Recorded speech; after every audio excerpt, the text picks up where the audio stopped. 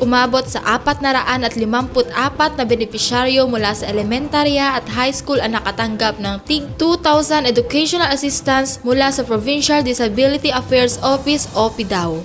Ang taunang programang ito ay pinundahan ng pamahalaang palalawigan ng Aurora na layuning matulungan ang mga mag-aaral na kabilang sa Persons with Disability o PWD sector.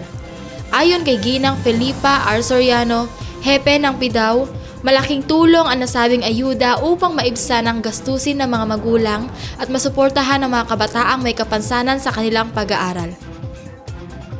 Itong pagbibigay natin ng financial assistance ay hindi doon lang natatapos kasi yearly meron tayong nakapondo o nakalaan na pondo para sa educational assistance ng ating mga person with disabilities. Ngayon, sa 454 yan ay ating first batch lang. Meron tayong kasunod na bibigyan.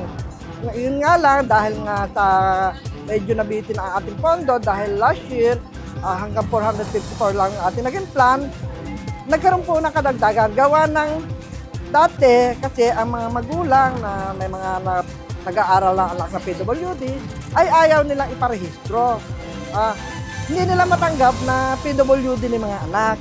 Pero ngayon, dahil nakikita nila na ang gobyerno ay talagang nakatutok sa ating mga PWD at maraming mga programa na inilalaan, kaya ang mga nanay aware na kaya yung mga anak nila ngayon, talagang nire-register nila, nagkaroon sila ng ID na sila ay mag-entitled na sa educational assistance.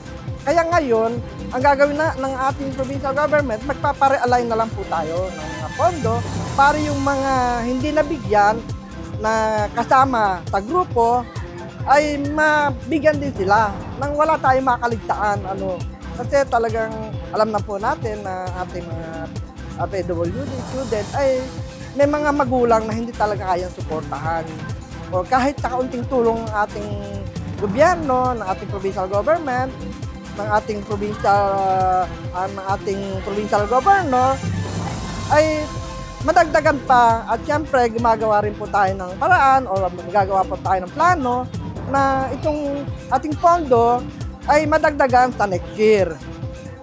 Sa pagnanais ng pamahalaang palalawigan na mabigyan ng tulong ang mga mag-aaral na may kapansanan, patuloy ang isasagawang programa ng PDAO taon-taon. Patunay ng suporta at serbisyong bukas palad sa sektor ng may mga kapansanan sa lalawigan.